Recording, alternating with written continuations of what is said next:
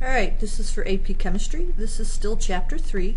This is the stoichiometry chapter, and this section is Section 7. And this is Part 1. We are going to do the computations for empirical formulas. And then Part 2 is going to be for molecular formulas. Empirical formula, there's one section that's always the hardest for you guys, and that is using combustion. So that's the only part that gets really difficult for this one. Now let's go. Alright, empirical versus molecular formulas. Empirical formulas are the simplest formula, the lowest whole number ratio of the elements. It's the subscripts that cannot be reduced anymore.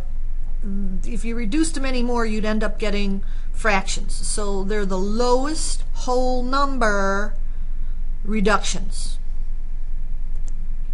It's kind of like saying a shortcut way of writing the ratios, not the exact quantity of the elements in a compound, just a ratio. For example, 2 to 1 could also be the same as saying 20 to 10, 40 to 20, 10 to 5. This is kind of equivalent to the empirical lowest whole number ratio, and these are equivalent to the molecular, the exact. So that's what empirical formula is. Molecular formula, it's an actual formula of the compound. It tells you exactly how many of each element is in the compound. Most importantly, the molecular formula can be a multiple of the empirical formula. Molecular formula will be the empirical formula multiplied through by some integer, whole number integer. Examples of empirical versus molecular formula. For example, CH2O versus C6H12O6. The one on the right is the exact quantities of carbon, hydrogen, and oxygen. The one on the left is the empirical formula. It is the lowest whole number ratio for the formulas. Same for that. Notice the one on the left is the lowest. The one on the right is a multiple of the one on the left. This one is got the same for empirical and molecular. The molecular formula doesn't have to be a larger multiple. It could always be equal to. P2O5, P4O10, multiple of 2. This is another example of the empirical and the molecular being exactly the same. Notice all molecular compounds. In other words, every one of these examples are nonmetals sharing electrons to bond into a compound. No ionic compounds listed above. Usually the ionic compounds are already written in their empirical formula, the lowest whole number. And sometimes, like the two examples I just stated, this guy and this guy, sometimes your ratio of the molecular to the empirical comes out to be 1, and the empirical formula is the same as the molecular formula. That's pretty common too. Alright, determining empirical formula. This can be a very high-level multi-step problem, or it can actually be relatively easy. So in order of easy to most difficult, the easiest one is going to be from percent composition data. They will give you the percentage of an element in a compound. So it's real simple.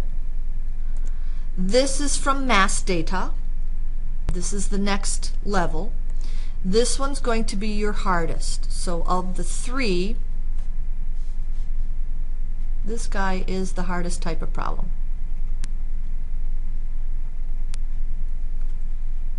And there are steps for determining the empirical formula. Follow the steps. Get the mass of each element in the sample. Get the moles of each element. Mass to moles, divide by molar mass of the element. Molar mass comes right off the periodic table. Get the ratio of the moles. In other words, divide all of them by the smallest value. Step number 4 may not be necessary. If from step number 3 you get something like 2.5, well, then you've got to do step number 4. You're going to have to convert that ratio to whole numbers. You're going to have to multiply all of them through by a number in order to get whole number ratios. We're going to do some examples. Here's a nice easy example. A compound contains only carbon, hydrogen, and chlorine. Experimental analysis gives the following percentages: 24.27% carbon, 4.07% hydrogen, and we are going to determine what the empirical formula for this compound is. So, simply put, I am going to write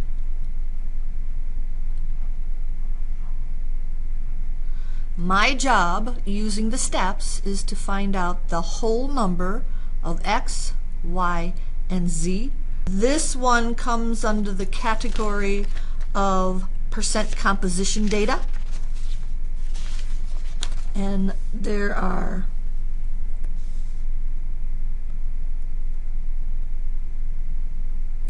when you do percent composition data, assume 100 grams of the compound.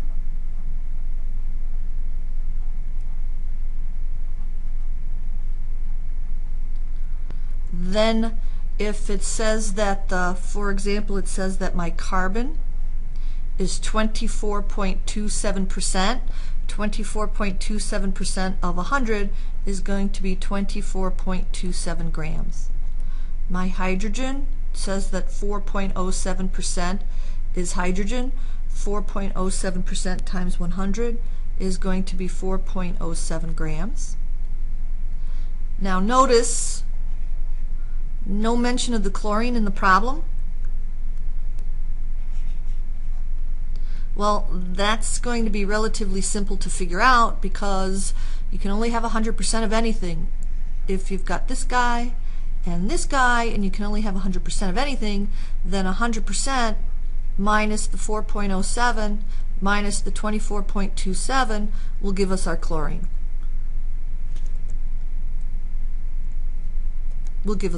Sorry. And the chlorine comes out to be 71.66%, and 71.66% of 100 grams is 71.66 grams. So step number 1, get the masses of all the elements in the compound, and that step is done.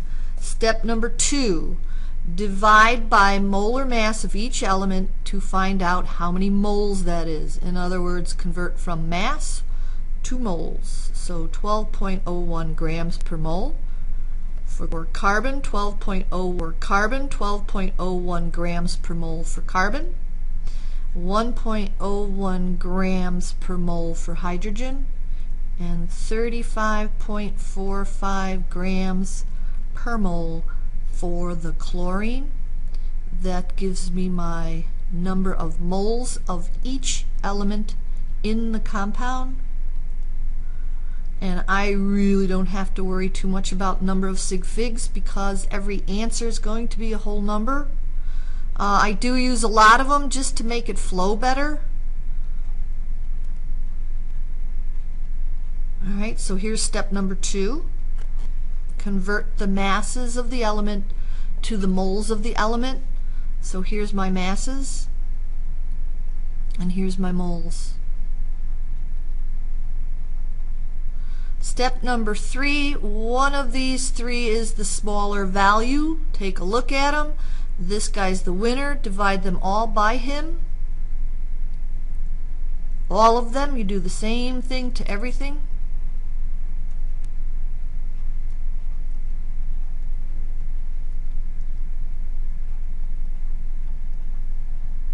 And when you do that, you get 1, and you get 1.99, which is of course 2, and you get 1.00 something something something, which is of course 1.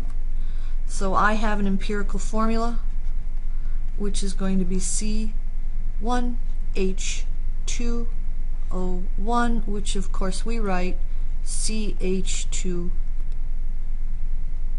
That would be nice. Cl. Cl. So nice and easy. That one's a very easy one. this one is not as easy. This is a combustion problem. Anytime you have a combustion problem, this is going to be a very multi-step, high-level thinking problem. And you're going to have to tackle it in a very methodical way. So we have a compound that consists of carbon, hydrogen, nitrogen. The mass of the compound is 0.1156 grams, and it is burned in excess oxygen to produce CO2 and water. And we are going to determine the empirical formula of the compound. And this one's a long one, so pause it and go away for a little while, do so, but this one is the hardest one you're going to come across for empirical formulas. Alright, so first, I have a compound. I have a compound that consists of carbon, hydrogen, and nitrogen. 0.1156 grams of this compound will produce two things: a certain quantity of CO2 and a certain quantity of water. Alright, now again, multi-step. So first off, I am going to use two things. I am going to use the law of definite proportions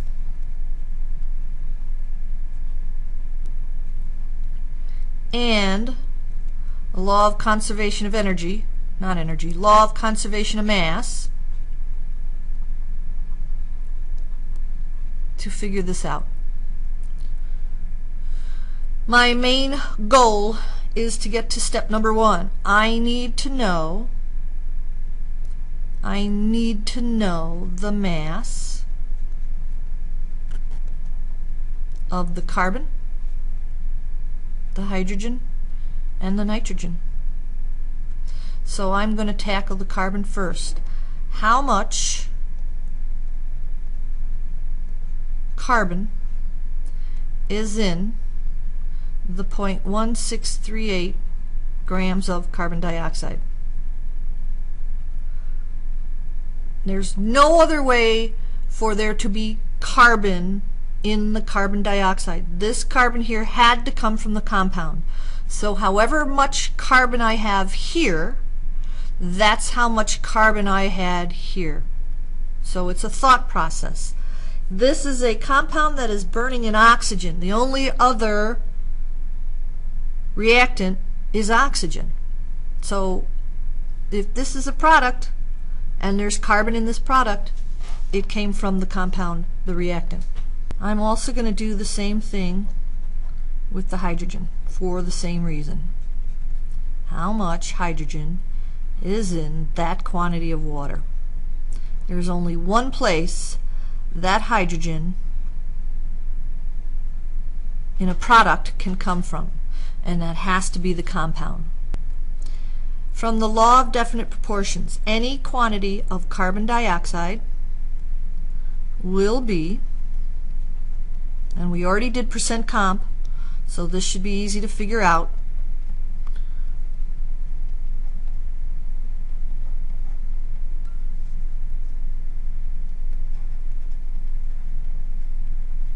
now take a look at this line a minute.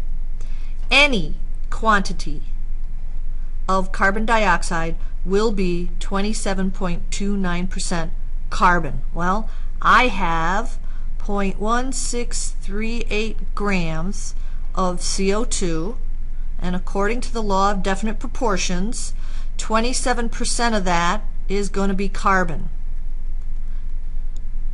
Don't leave it in percent.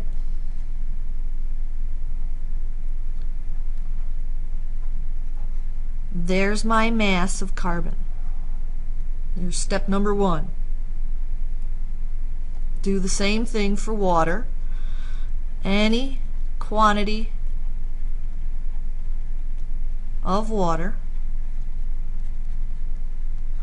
from percent comp will be 2.0218 times 100 will be 11.8 0.20%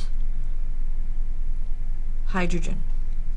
I have 0.1678 grams of water, and according to the law of definite proportions, 11.20% will be hydrogen.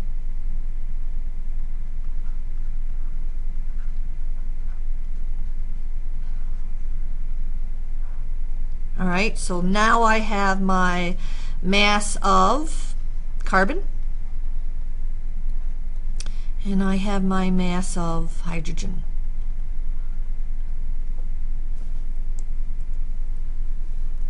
So what I've got here is carbon, hydrogen, nitrogen. I have my mass of carbon. I have my mass of hydrogen. I just figured it out. Now the nitrogen. Well, I have a compound made up of the 3. I know the mass of 2 of the 3, so I'm just going to do a small subtraction problem, and I get my mass of nitrogen. Alright, again, you were at step number 1 in the steps for empirical formula. You had to do an awful lot of work to get these two guys, but you are now at step number 1 of empirical formula. Divide by molar mass. Carbon is 12.01. Hydrogen's 1.01. Nitrogen's about 14.01. This is step 2. Now, there's another way to do this, but I won't muddy the waters in this slide presentation. But because the numbers are so small, use a lot of them. Don't cut it off at 0.003. It won't work very well at all. So don't do that. Now, again, this is step 2.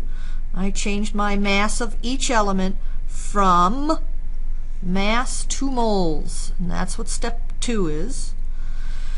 Of the 3 numbers, this guy's the smallest, so I'm going to divide all of them by that number, and yes, one of them will be a 1 all the time.